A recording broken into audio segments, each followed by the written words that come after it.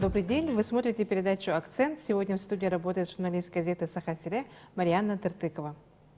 Во второе воскресенье августа в нашей стране отмечается День строителей. Народная мудрость гласит о том, что каждый мужчина должен посадить дерево, вырастить сына и построить дом. Но реалии жизни таковы, что купить квартиру далеко доступно не каждому. А если брать ипотеку, то проценты будет платить сначала сын, затем и внук. При этом многие даже не знают, что государство может помочь приобрести или построить свой дом. Первый заместитель министра архитектуры и строительного комплекса республики Павел Анатольевич Аргунов рассказывает об условиях и порядке получения жилищных субсидий. Какую помощь могут получить жители республики для решения квартирного вопроса? Выделяются ли субсидии для строительства частного дома? Каков срок ожидания очереди на получение жилищных субсидий? Ответы на эти и другие вопросы вы узнаете в этом выпуске «Акцент». Павел Анатольевич, здравствуйте. Здравствуйте. Расскажите, пожалуйста, какую помощь могут получить жители республики для решения квартирного вопроса?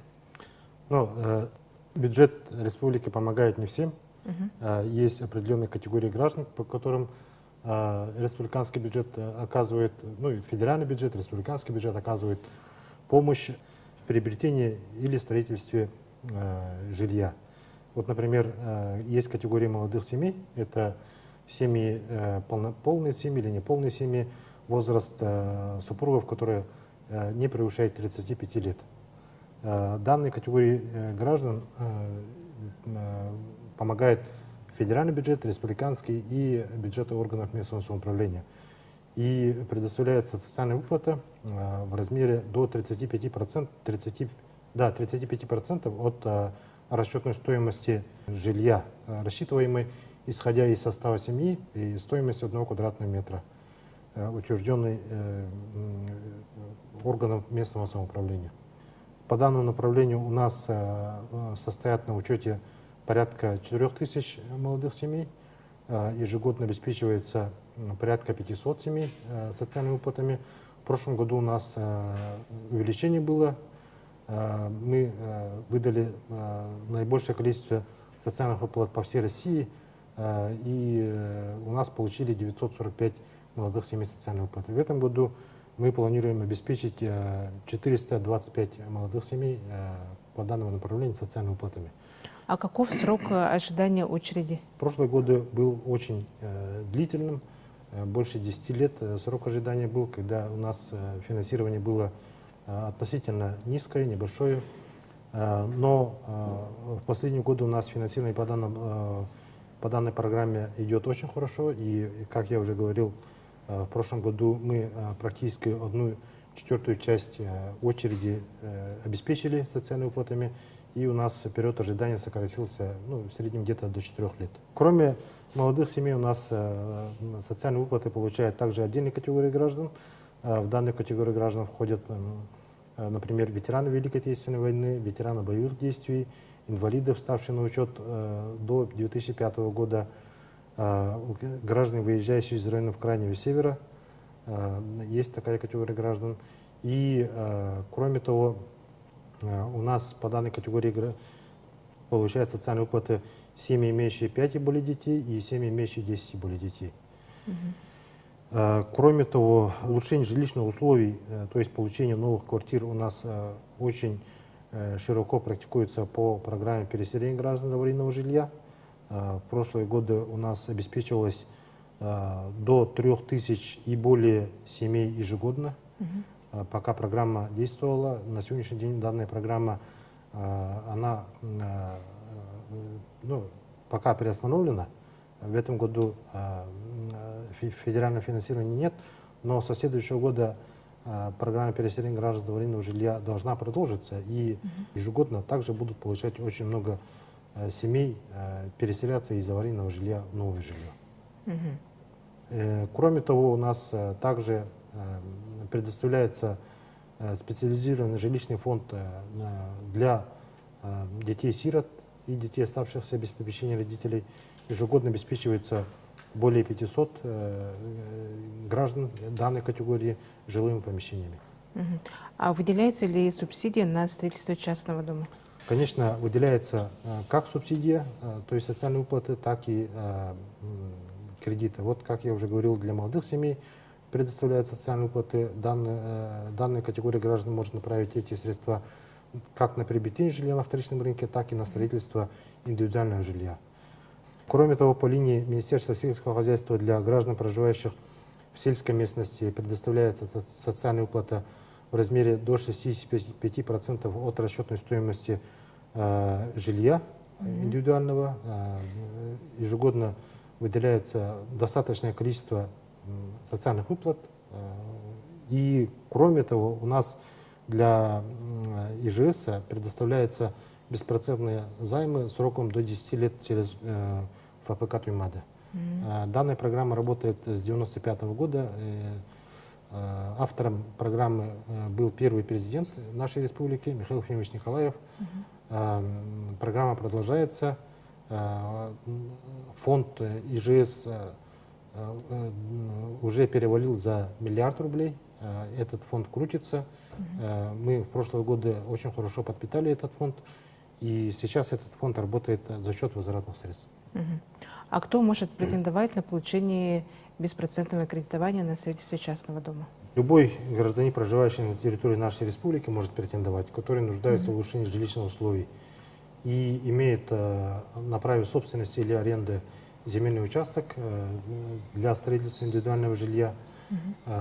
Возраст ограничивается 65 годами к моменту погашения кредита. Таким образом, даже пенсионеры могут получить, да? Ну, например, 50 человек в возрасте 55 лет, в принципе, может претендовать на получение такого займа. Ежегодно в городе Якутске создаются новые многоквартирные дома, но город, как вы знаете, задыхается в каменных джунглях. У нас работает единственный парк, но в выходные он очень сильно перегружен, там бывает даже присесть негде, а бывает, что в других центральных городах России там ботанические сады, дендрарии, розарии, светомузыкальные фонтаны. Для создания комфортной среды в нашем городе будет ли что-нибудь подобное? Наш город, он старинный город считается, да, есть, ну, то есть это не построено как Нерюнгри с нуля город, не построен, ну, по генеральному плану хорошему, запроектированному хорошим проектным институтом. Наш город Якутск рос как есть, то есть очень много было самостроев в свое время. Потом точечные застроек очень много, и до сих пор продолжается точечная застройка. Для того, чтобы решить данный вопрос, необходимо кардинально подходить то есть расчистке территорий, как вот мы проделывали работу с 2002 года проделали. Например, вот 79-й квартал города Якутска на пересечении улиц Калантершвили, Белинского, Уюнского и Петровского полностью расчищен от аварийного жилья. И данный квартал предполагается предоставить фонду будущих поколений для того, чтобы фонд будущих поколений построил молодежный квартал, то есть квартал для скейтеров, для веллеров. А помимо молодежи, для других категорий? Для других категорий у нас, например, за пределами города Якутска, в районе поселка Табага, за счет федерального бюджета, за счет средств республиканского бюджета, мы подготовили территорию для именно развития внутреннего туризма. Называется «Северная мозаика». Построили асфальтовые дороги, там хорошие есть, газификация осуществлена, подведены сети электроснабжения, сделано хорошее водоотведение, есть искусственный водоем для сбора сточных вод и очистки его. И, соответственно, вот на данной территории будет развиваться туристический кластер. Насколько мы знаем, там есть веревочный парк. Да, уже действует веревочный парк, и кроме того строится там несколько ресторанов, которые будут работать. Мгм. Также будут и другие аттракционы, наверное, Да, да? конечно, другие аттракционы тоже будут. Мгм. А вот благодаря черному золоту в Арабских Эмиратах при рождении мальчика государство предоставляет бесплатное жилье, право обучаться в любой точке мира и после 40 лет выходить на пенсию и жить в свое удовольствие. А в нашей республике тоже много золота, алмазов, нефти, газа. Как вы думаете, будет ли для простых якутян доступно что-нибудь подобное? Ну, сравнивать Арабские Эмираты и республику я бы не стал, потому что Арабские Эмираты, они развиваются совсем другим путем. Арабские Эмираты находятся на территории Ближнего Востока и являются единственным оазисом территории, где не ведется война и нет таких суровых законов шариата, как в соседних странах, да?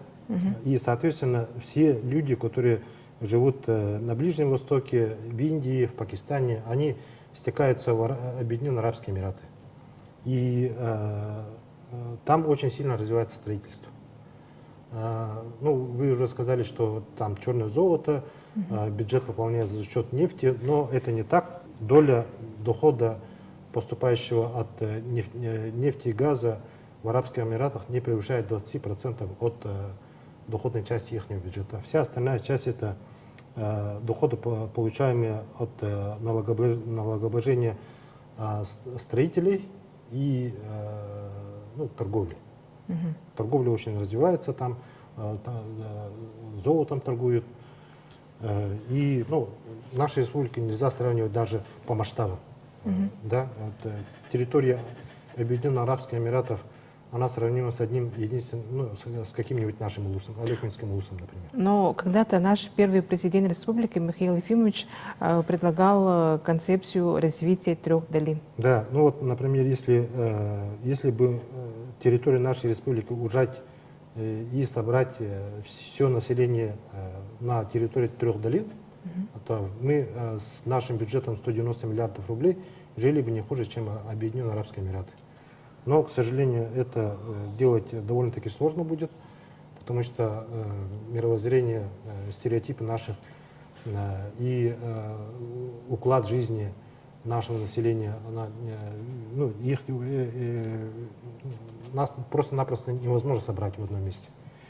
И приходится нам производить северный завоз, тратить огромные средства, компенсировать разницу между тарифами экономически обоснованными и тарифами теми, которые платит население. Например, киловатт электроэнергии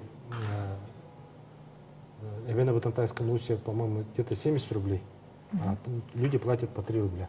Разницу оплачивают перекрестное субсидирование. Хорошо, спасибо вам за беседу. Это была передача «Акцент». До новых встреч.